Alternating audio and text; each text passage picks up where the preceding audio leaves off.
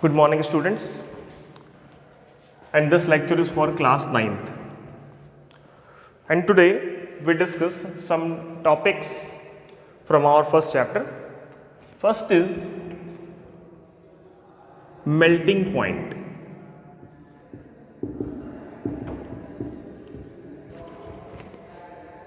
बेटा ऐसा है कि हमने अभी तक चेंज इन स्टेट्स को पढ़ लिया है कि सॉलिड लिक्विड में कन्वर्ट होता है, लिक्विड गैस में कन्वर्ट होता है, सॉलिड गैस में कन्वर्ट हो जाता है, या लिक्विड फिर से सॉलिड बन जाता है, सॉलिड फिर से गैस बन जाती है। ठीक है, ये सब चीजें आज हम पढ़ेंगे। मेल्टिंग पॉइंट क्या होता है, एग्जैक्टली डिफाइन कैसे करेंगे मेल्टिंग पॉइंट।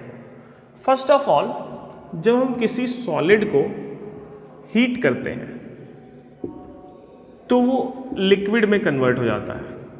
जब हम किसी सॉलिड को हीट करते हैं तो वो लिक्विड में कन्वर्ट हो जाता है, and this process is known as melting. This process is known as melting. On heating a solid converted into liquid. ठीक है, लेकिन इसको हम डिफाइन कैसे करेंगे, मेल्टिंग पॉइंट को डिफाइन कैसे करेंगे? Then the temperature at which the solid material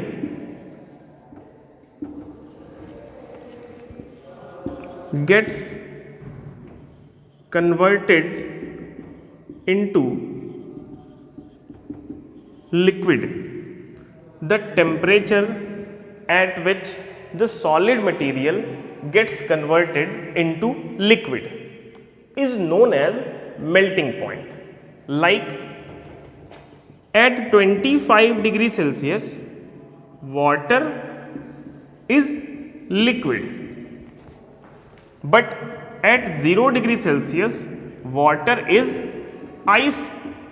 So when we rise the temperature from 0 degree to 25 degree, from 0 degree Celsius to 25 degree Celsius, then only the ice will melt and water will form. ठीक है, जब हम temperature को 0 degree से ज़्यादा करेंगे, 0 degree से ऊपर बढ़ाएंगे, पॉजिटिव साइड में ले जाएंगे, ठीक है, मतलब 10, 20, 30, 35, 40, 45, then only water will be liquid. ठीक है, so this is melting point, the temperature at which any solid material gets melt. For example, melting of ice. For example, melting of ice. Okay, now next,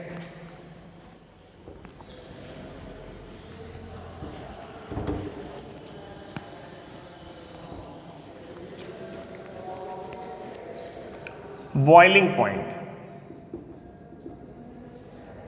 boiling point, ठीक है, boiling point क्या है? अब देखो बेटा, boiling point बहुत important है। पहले एक एक्सपेरिमेंट को समझिए। जैसे ये एक बीकर है, बीकर में क्या है, वाटर है, और बीकर के नीचे हीट सोर्स है जो कि बीकर को हीट दे रहा है, हीट, और यू कैन से टेम्परेचर। ठीक है, this is a beaker and this is water. This is water vapour, water vapour, and this is the atmosphere. This is our atmosphere. Then we all know that atmosphere always apply some pressure to each and every body present in the atmosphere. जैसे मैं हूँ, सामने का recording stand है, ये duster है, ठीक है, आप लोग हैं, तो एटमॉस्फेयर हर किसी चीज पे ऊपर से कुछ प्रेशर लगाता है जिसको एटमॉस्फेरिक प्रेशर कहते हैं। ठीक है, जैसे कि अगर मैं उसको ड्रॉ करके दिखाऊं तो कुछ ऐसा दिखेगा आपको। इसको क्या बोला गया? Atmospheric pressure. Atmospheric pressure. Okay, then water vapour जो कि ऊपर की साइड में जा रही है, वहां से भी कुछ प्रेशर लगता है जिसको क्या बोला गया, वेपर प्रेशर। इस प्रेशर को बोला गया वेपर प्रेशर। ठीक है बेटा, चीजों को समझते रहना। दो इंपॉर्टेंट चीजें हमारे पास, एक वेपर प्रेशर, दूसरा एटमॉस्फेरिक प्रेशर। ठीक है, अच्छा बॉइलिंग पॉइंट किसको बोलेंगे, वैसा टेम्परेचर जब ये एटमॉस्फेरिक प्रेशर और ये वेपर प्रेशर दोनों इक्वल हो जाए। ठीक है, तो हम क्या लिखेंगे, the temperature at which the atmospheric pressure becomes equal to the vapor pressure. You can write P vapor is equals to P atmosphere. Temperature at which vapor pressure equals to atmospheric pressure is known as boiling point. ठीक है, कभी boiling point का definition ये नहीं होता है कि temperature at which liquid starts boiling. नहीं, वाटर मान लीजिए आपने थोड़ा वाटर ले लिया, ठीक है, वो कम टेम्परेचर पे बॉईल करने लगेगा। आपने एक बाल्टी पानी ले लिया, वो ज़्यादा टेम्परेचर पे बॉईल करेगा। ठीक है, तो क्या हुआ, ऐसा नहीं है कि जिस भी टेम्परेचर पे लिक्विड बॉईल करना स्टार्ट करे उसको बॉइलिंग पॉइंट कहेंगे। नहीं, बिल्कुल नहीं। जिस टेम्परेचर पे वेपर प्रेशर एटमॉस्फेरिक प्रेशर के इक्वल हो जाए उसे बॉइलिंग पॉइंट कहेंगे। And this is a scientific definition. ठीक है, आप और किसी जगह पर किसी बुक में या फिर कहीं पर भी कोई और डेफिनेशन सुनते हैं अगर, इसके अलावा, इस इक्वेशन के अलावा, so this is not 100% correct, but this is the 100% correct definition of boiling point. Okay, next,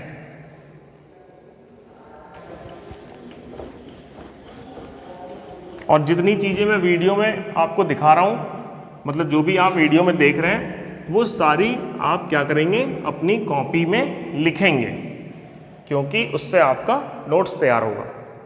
तो कहने का मतलब ये है, अब एक बार वीडियो देख के तो आप लिख नहीं सकते हैं, तो आप वीडियो को बार बार देखेंगे, तो जिससे क्या होगा, आपका नोट्स तैयार हो जाएगा। चलिए अगला करते हैं, क्या, freezing point.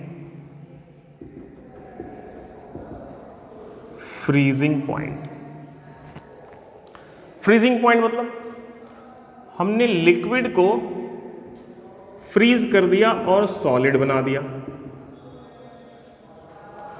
So freezing point can be defined as the temperature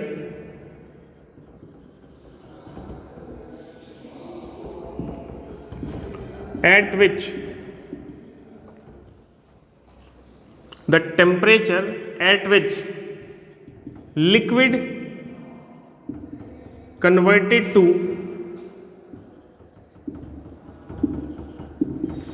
solid, the temperature at which liquid converted to solid।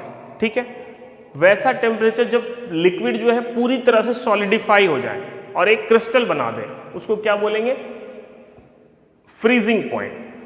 अच्छा, वाटर जो है वो 4 डिग्री सेल्सियस से फ्रीज होना स्टार्ट होता है और 0 डिग्री सेल्सियस पर जाकर फ्रीज हो जाता है। ठीक है, लेकिन अगर उसका टेम्परेचर -150 कर दें तब भी वो फ्रीज ही रहेगा। ठीक, तो आखिर वाटर का फ्रीजिंग पॉइंट क्या है, 4 है, 0 है कि 150 है। ठीक है, तो वाटर का फ्रीजिंग पॉइंट है 0, क्योंकि 4 से तो स्टार्ट हुआ था, एक्चुअली वो सॉलिड कहाँ हुआ, 0 डिग्री सेल्सियस पे जाके जितना भी वाटर था वो सब सॉलिड हो गया 0 डिग्री सेल्सियस पर जाकर। ठीक है, देखिए आप क्या कीजिए, आज ही एक एक्सपेरिमेंट कीजिए, फ्रीजर से आइस ट्रे निकालिए, जिसमें आइस आप बनाते हैं फ्रीजर में, आइस ट्रे निकालिए, उसमें पानी भरिए, फिर से उसको फ्रीजर में ले जाकर रख दीजिए, और आधे घंटे के बाद, 40 मिनट के बाद, 1 घंटे के बाद आप उसको जाके देखिए। ठीक है, वो थोड़ा सा सॉलिडिफाई हो गया होगा, हो सकता है अपर लेयर में बर्फ जम गई होगी, लेकिन जैसे ही आप उसको अपनी उंगली से दबाएंगे, प्रेस करेंगे या फिर किसी भी चम्मच से, चाकू से उसको प्रेस करेंगे तो वो लेयर ब्रेक हो जाएगी। ठीक है, मतलब अभी उसका टेम्परेचर इस रीजन में होगा, इस रीजन में, इसीलिए वो सॉलिड ब्रेक हो जा रहा है। लेकिन एक आइस के क्यूब को लीजिए और उसको उंगली से तोड़िए, देखिए टूटेगा कभी? नहीं टूटेगा, ना ही चाकू से काटेंगे तो वो कटेगा। ठीक है, तो क्या है, वैसा टेम्परेचर जहां की लिक्विड पूरी तरह सॉलिड में कन्वर्ट हो चुका हो, उसी को हम फ्रीजिंग पॉइंट कहेंगे।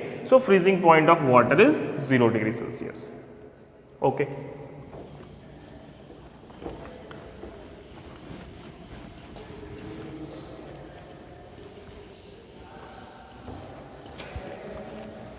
एक लास्ट पॉइंट और है बेटा, कंडेंसेशन।